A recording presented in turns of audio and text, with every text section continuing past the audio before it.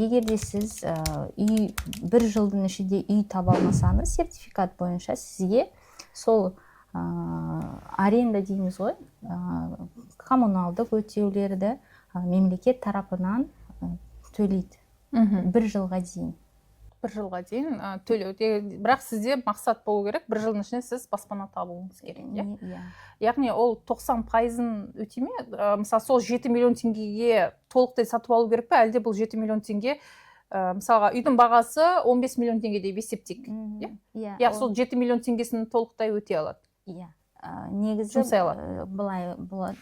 Қазір елді мекендерде үй нарығында сол бағасы, үйдің бағасы 7 миллион, 6-7 миллионның бағасы үйлер тұрады.